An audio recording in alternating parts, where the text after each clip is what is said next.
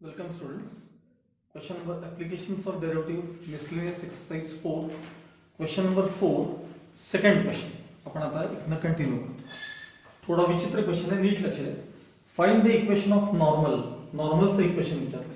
Find the equation of normal to the curve y equals root of x minus 3 which is perpendicular to the line. आता which is म्हणजे कोण? Normal is. Normal is perpendicular to the line 6x plus 3y minus 4 equals 0. Normal या लाईनला perpendicular आहे. Normal या लाईनला perpendicular आहे. मग याच्यावरून आपण त्या नॉर्मलचा स्लोप टँजेंटचा स्लोप मिळवूया. पण ह्याच्यात तुम्ही एक पाहिलं का की ऍट पॉइंट x1 y1 तो पॉइंटच दिलेला नाहीये तुम्हाला. तो पॉइंट आपल्याला शोधला पाहिजे. आणि तो कसा शोधायचा मी तुम्हाला आता दाखवतो. हा प्रॉब्लेम थोडा अवघड आहे, थोडा बऱ्याचदा व्यवस्थित बघ.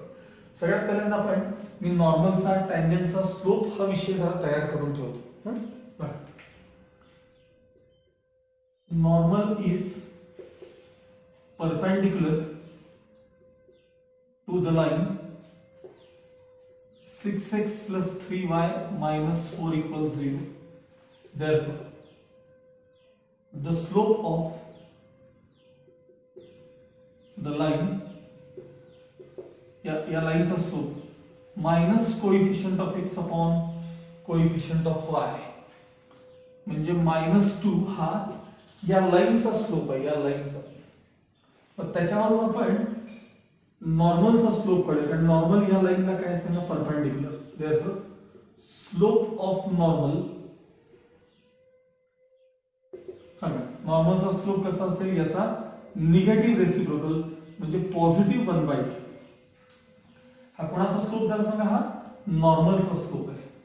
आपल्याला नॉर्मलचं इक्वेशन तयार करताना त्याचा स्लोप लागणार आहे आपल्याला. आता टँजेंटचा स्लोप कशा करता मी टँजेंटचा स्लोप काढतोय? कारण आपल्याला dy by dx मध्ये तो पॉइंट रिप्लेस केला की टँजेंटचा स्लोप मिळतो, नॉर्मलचा मिळत नाही.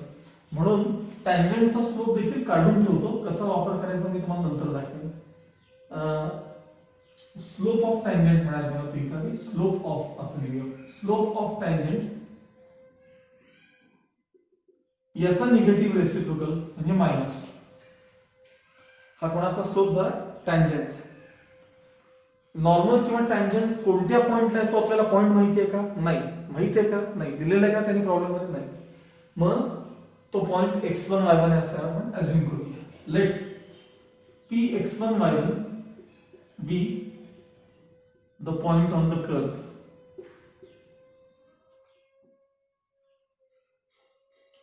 कोणता curve? y equals root of x minus 3. पण जर हा पॉइंट या कर्व वर असेल तर त्याने इक्वेशन काय व्हायला पाहिजे? सॅटिस्फाय व्हायला पाहिजे. देयरफॉर y1 इक्वल्स, त्याने इक्वेशन सॅटिस्फाय होतं. y1 equals root of x1 minus 3. हे झालं इक्वेशन 1. आता आपण dy by dx वरून टँजेंटचा स्लोप काढूया, जो आपल्याला माहिती आहे बघा, -2 आहे. परत consider y equals root of x minus 3.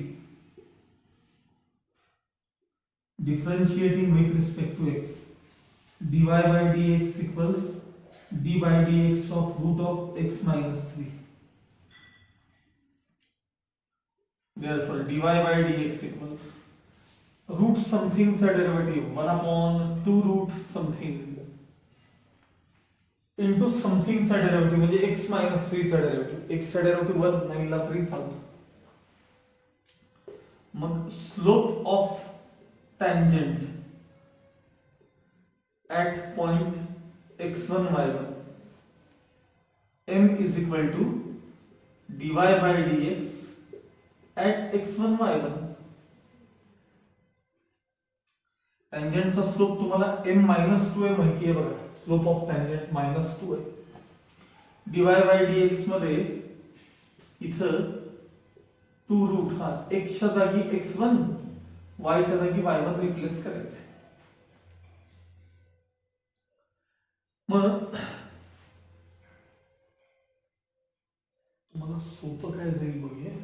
बरं ठीक आहे. बघा मी रूट आहे ना, रूट हे इथे ट्रान्सफर करतो आणि -2 इथे ट्रान्सफर करतो, -2 ला डिवाइड करतो, म्हणजे route of x1 - 3 equals 1 upon -4 झाले बघा, 2 ट्रान्सफर -1. याला इक्वेशन 2 देऊया. आता फ्रॉम 1 and 2 बघूया आपण. फ्रॉम 1 and 2 हा y इक्वल्स काय सांगा. y इक्वल्स रूट ऑफ काय नाही, y1 equals sorry y1 equals root of x1 - 3 आहे, बरोबर आहे. म्हणजे y1 इक्वल्स हा ह्याची व्हॅल्यू तुम्हाला -2 किती मिळाली सांगा, 1/4 मिळाली. म्हणजे y कोऑर्डिनेट तुम्हाला आता मिळाला, तर x कोऑर्डिनेट तुम्हाला मिळवायचं आहे. त्याकरता इथं हे रिप्लेस करून घ्यायचे. बघा इथं एवढ्या जागेत होते from 1 y1 equals root of x1 - 3, y1 च्या जागी -1/4 रिप्लेस केले, रूट ऑफ x1 - 3. आता रूट जाण्यासाठी स्क्वेअरिंग बोथ साइड्स केले. 1/16 इक्वल्स x1 - 3, -3 इथं आणले, 1/16 plus 3 is equal to x1 राहिले. क्रॉस मल्टिप्लिकेशन केलं म्हणजे x1 इक्वल्स तुम्हाला 49/3 मिळाले. हा पॉइंट x1, हा y1. आता तुम्हाला तो x1 y1 पॉइंट मिळाला. therefore point x1 y1 equals 49/3 आणि -1/4. आता या पॉइंट पाशी तुम्हाला टँजेंटचं किंवा नॉर्मलचं कशाचं इक्वेशन तुम्हाला तयार करता येईल, पण त्याने आपल्याला फक्त कोणाचं विचारलंय, नॉर्मलचं विचारलंय. करून दाखवतो. ओके, आता हा पॉइंट आणि हा नॉर्मलचा slope. therefore equation of normal is y minus y1 equals m into bracket x minus x1, y minus 1/4, slope normal चा 1/2 into bracket x minus 49/3, 4y cross multiplication plus 1 upon 4, 4y plus 1 upon 4, half into bracket 3x minus 49 upon 3, 2 1s are 2, 2 2s are 4. आता 3 इकडे आणि 2 इकडे transfer, 3 4s are 12y plus 3 1s are 3, 2 3s are 6x minus 98. आपण सगळ्यांना तिकडे घेऊया. 6x minus 12y -98 आणि -3 -101 is equal to 0. हे तुमच्या नॉर्मलचं इक्वेशन. ओके,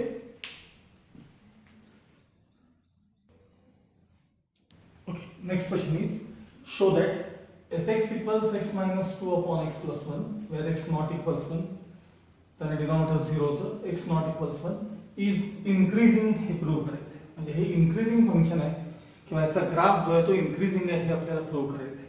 यासाठी आपल्याला f' पॉझिटिव्ह आहे हे दाखवणं गरजेचं आहे. f' जर पॉझिटिव्ह असेल तर function is increasing, f' negative असेल तर फंक्शन इज डिक्रीजिंग. हे झालं fx differentiating with respect to x. f' equals d by dx of x minus 2 upon x plus 1, quotient rule, denominator into d by dx of numerator minus numerator into d by dx of denominator upon denominator square, numerator x plus 1 into the bracket चा derivative 1, x चा derivative 1, constant चा 0, minus x minus 2 into the bracket चा derivative 1, x plus 1 चा bracket square. Numerator मध्ये सरळ open करायचं 1, x plus 1 minus x plus 2 upon x plus 1 चा bracket square f dash x equals 1 plus 3 upon x plus 1 चा bracket square. आता मला सांगा x कोणताही रिअल नंबर असेल एक्सेप्ट 1 सोडून ना, 1 सोडून कुठलाही रिअल नंबर असेल तर x प्लस 1 चा ब्रॅकेट स्क्वेअर कसा असेल, कायम पॉझिटिव्ह असेल. For any real value of x except x equals 1, x plus 1 bracket square is always positive. हा ब्रॅकेट स्क्वेअर कायम पॉझिटिव्ह असणार. मग 3 अपॉन पॉझिटिव्ह नंबर तोही कायम पॉझिटिव्ह असणार.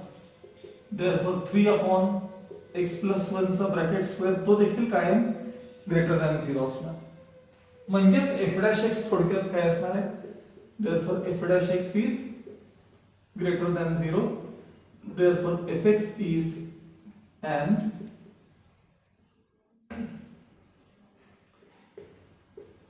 increasing function. Therefore fx is an increasing function. Okay, now question number 4. fx equals 3 upon x plus 10, x not equal 0 is decreasing function. हे आपल्याला prove करायचं. Decreasing function prove करायचं असेल तर f dash x negative आहे हे आपल्याला दाखवलं पाहिजे. मग differentiating with respect to x, f dash x equals d by dx of bracket मध्ये 3 upon x plus 10, 3 coefficient 1 upon x चा derivative minus 1 upon x square आणि कॉन्स्टंट चा डेरिव्हेटिव्ह 0. थोडक्यात f डॅश x काय आलं तुमचं मायनस 3 अपॉन x स्क्वेअर आलं. आता x 0 सोडून काही असेल, 0 सोडून तर x चा स्क्वेअर कायम पॉझिटिव्ह, x चा स्क्वेअर. मग 3 अपॉन पॉझिटिव्ह नंबर म्हणजे कायम पॉझिटिव्ह, पण हे पॉझिटिव्ह आहे पण मागे एक मायनस साइन आहे, त्यामुळे कायम f डॅश x काय असणार आहे, निगेटिव्ह असणार आहे. For any real value of x except x equals 0, 3 upon x square is always positive, but minus 3 upon x square is negative. That is f dash x is negative less than 0. Therefore fx is a decreasing function. Therefore fx is a decreasing function. Okay, next question. x plus y equals 3 दिलेलं आहे तुम्हाला आणि show that the maximum value of x square y is 4 हे prove करायचं. थोडक्यात find the maxima minima आपला जो type आहे त्यात x square y असं तुम्हाला फंक्शन दिले आणि त्याची मॅक्सिमम व्हॅल्यू 4 आहे हे आपल्याला प्रूव्ह करायचं आहे. ठीक आहे बघा, सुरुवात x प्लस y इक्वल्स 3 दिलेलं आहे म्हणून x स्क्वेअर y इक्वल्स ह्या फंक्शनला मी काय करतो बघा, x square as it is y च्या जागी 3 मायनस x रिप्लेस केले फ्रॉम इक्वेशन 1. आपल्याला फंक्शन fx एका फॉर्म मध्ये एका व्हेरिएबल मध्ये आणायचं असतं. मी तुम्हाला आठवतं का बघा, रेक्टँगलचे वगैरे आपण एरिया, रेक्टँगलची एरिया, पेरिमीटरचे प्रॉब्लेम आपण केलेत बघा, त्यात देखील y रिप्लेस केला आणि त्याला fx च्या फॉर्म मध्ये आणलं. तसं ब्रॅकेट ओपन करायचे, 3x square minus x cube हे झालं तुमचं x स्क्वेअर y. आता ह्याला आपण लेट fx म्हणूया. Let fx equals 3x square minus x cube differentiating with respect to x, f dash x equals सांगायचा derivative 6x minus 3x square, f double dash of x second order derivative, 6x चा derivative 6 minus 3 to the 6x हा झाला second order derivative. ती procedure आठवा आपली. मग find the roots of the equation. Consider f dash x equals 0 म्हणजे 6x minus 3x square equals 0.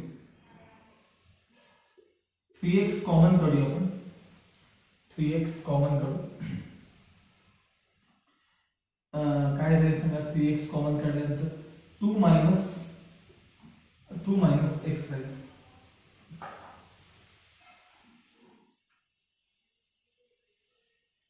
Okay is equal to 0. Either 3x equals 0 or 2 minus x equals 0. Transfer केल्यानंतर x equals 0 or transfer केल्यानंतर x equals 2. पण मला सांगा ज्यावेळी x 0 असेल तेव्हा 0 चा स्क्वेअर इंटू y कायम 0 असेल. म्हणजे मॅक्सिमम व्हॅल्यू कधी 0 ला मिळणारच नाही ना. x 0 असेल तर ती व्हॅल्यू तुम्हाला कधीच मॅक्सिमम मिळणार नाही. मग खाली इथं मेन्शन करायचं की x equals 0 is not possible. therefore x equals किती सांगा 2. आता तुम्हाला रूट मिळालं. रूट मग हे जे रूट आहे ते सेकंड ऑर्डर मध्ये आपण रिप्लेस करू. Consider f double dash of x equals काय आहे 6 minus 6x. इथं आपलं रूट रिप्लेस करायचं. आता मला सांगा 6 to the 12. 6 मधून 12 गेले म्हणजे आन्सर निगेटिव्ह मिळणार का पॉझिटिव्ह मिळणार. निगेटिव्ह. मग सेकंड ऑर्डर डेरिव्हेटिव्ह निगेटिव्ह असेल तर function has maxima. therefore function has maxima at x equals 2. मग ठीक आहे.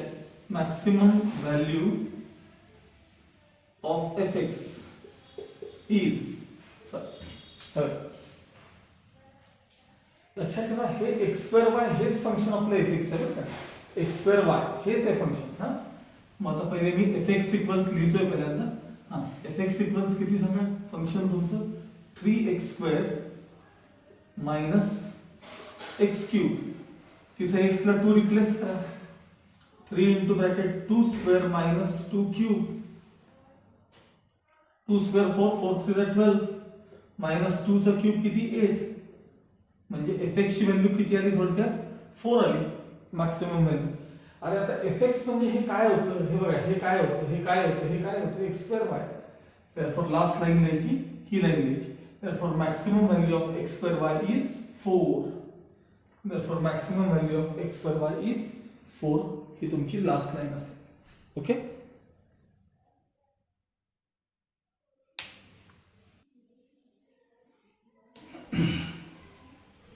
Next examine the function fx equals x cube minus 9x square plus 24x for maxima and minima असं त्यांनी विचारले. म्हणजे x च्या कोणत्या व्हॅल्यूला मॅक्सिमम कोणत्या व्हॅल्यूला मिनिमम व्हॅल्यू मिळते असं आपल्याला विचारले. ठीक आहे. चला आपली प्रोसिजर समोर ठेवा. Differentiating with respect to x f dash x equals मी एकदा पुन्हा ते एकदा प्रोसिजर तुम्हाला पुन्हा सांगतो. आठवते का बघा. let y equals fx be any given function. Find f dash x and f double dash of x. Consider f dash x equals 0. Now find the roots of the equation f dash x equals 0. If x equals c is one of the roots, then find f double dash of c. If f double dash of c is greater than 0, म्हणजे positive असेल तर, if f double dash of c is greater than 0, then the function has minima at x equals c.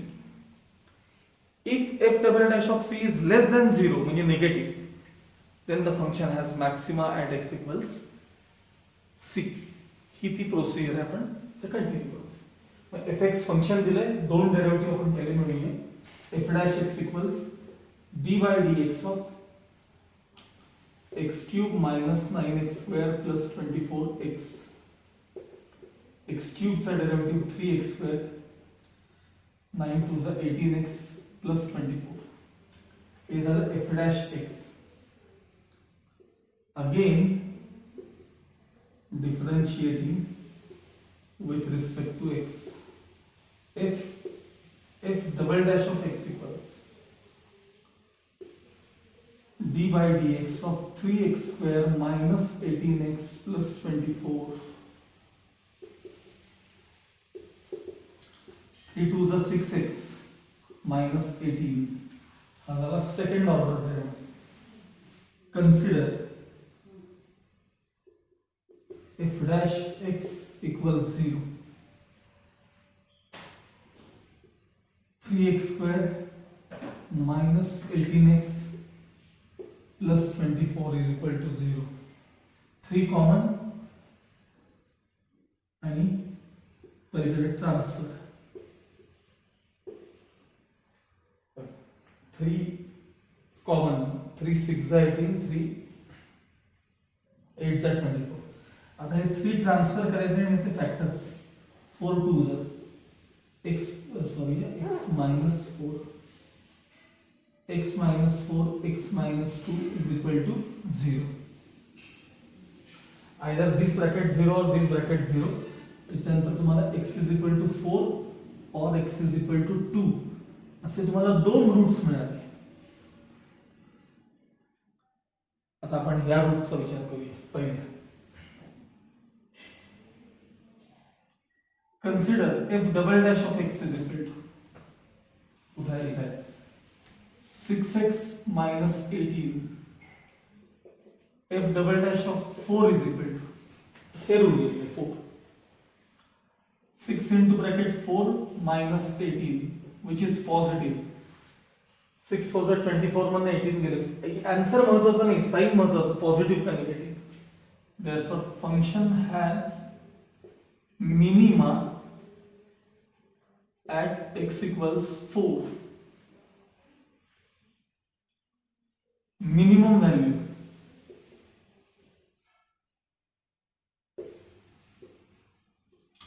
Function घेऊन घ्या. x cube minus 9x square plus 24x. काय prove केलं आपण आता? at x equals 4 त्याची minimum value आहे. म्हणजे f of 4 equals 4 cube 9 into bracket 4 square 24 into 4. 4 चा cube 64, 4 4 the 16, 4 the 64 minus 4 चा square 16, 16 9 the 144 आणि 24 4 the 96. ठीक आहे. आता हे दोघं मिळून पहिल्यांदा पॉझिटिव्ह नंबर आपण बघूया काय होतात. बहुतेक 170 होतात, चेक करा. 160 होतील ना, 10 प्लस सॉरी 60 होतील ना, 160 मायनस 144 ॲज इट इज. आणि या दोघांचा डिफरन्स 16 म्हणजे तुम्हाला थोडक्यात त्या फंक्शनची मिनिमम व्हॅल्यू काय मिळाली सांगा? 16 मिळाली. आता हे दुसरं रूट राहिले आपलं. पुन्हा एकदा सेम प्रोसेस कंटिन्यू करायची. Consider f double dash of x equals 6x minus 18. हे रूट 2 6 into bracket 2 minus 18. आता 6 to the 12, 12 मधनं 18 गेले म्हणजे negative. therefore function has maxima at x equals 2. मग आता मॅक्सिमम व्हॅल्यू आपण काढूया. therefore maximum value of fx ना फंक्शन घ्या. fx equals x cube minus 9x square plus 24x. x ला 2 रिप्लेस करा. 2 cube 9 into 2 square 24 into bracket 2. 2 चा cube 8, 2 to the 4 to the 8. बऱ्याचदा 6 लिहितात मुलं. 2 चा स्क्वेअर 4, 4 9 चा 36 आणि हे झाले 48. 48 आणि 8 56 minus 36 म्हणजे दोघांचा डिफरन्स किती आला? 20. f of 2 20 म्हणजे ही तुमची मॅक्सिमम व्हॅल्यू आहे आणि ही तुमची त्या फंक्शनची काय मिनिमम व्हॅल्यू आहे. ओके. आता इथे आपला हा चॅप्टर इथं संपला. खाली काही ऍक्टिव्हिटीज दिलेले आहेत 2-3 फिल इन द ब्लँक्सच्या फॉर्म मध्ये, तुम्ही जरूर ट्राय करा. डाऊट असतील तर मला सांगा, मी तेही एक्सप्लेन करतो. आपला इथं मिसलेनियस एक्सरसाइज 4 आता इथं संपलेला आहे. म्हणजे थोडक्यात आपला सगळा डेरिव्हेटिव्ह आता इथं संपला. डिफरन्सिएशनचा पार्ट संपला. यानंतर आपला टॉपिक आहे पुढचा आता इंटिग्रेशन आणि त्याचे ऍप्लिकेशन्स. असे आपले 2च चॅप्टर आता या पुस्तकातले राहिलेले आहेत. फक्त 2 चॅप्टर्स, इंटिग्रेशन आणि त्याचे ऍप्लिकेशन्स असतात. हा पार्ट झाला की तुमचा मॅथ्स 1 चं सगळं टेक्स्टबुक आपलं पूर्ण होऊन जाईल. मी आधी हे पूर्ण करून घेणार आणि मग आपण मॅथ्स 2 कडे जायचं आहे. ओके. आता हे मागचे चॅप्टर्स तुम्ही दररोज आपले आपण रिवाइज करत राहा. मग नंतर आपल्याला ज्यावेळी आपण क्लासमध्ये भेटू तेव्हा आपल्याला त्याच्यावरती टेस्ट घेता येते. पण आता तुमची प्रॅक्टिस चालू असणं गरजेचं आहे. Okay. Till then good bye.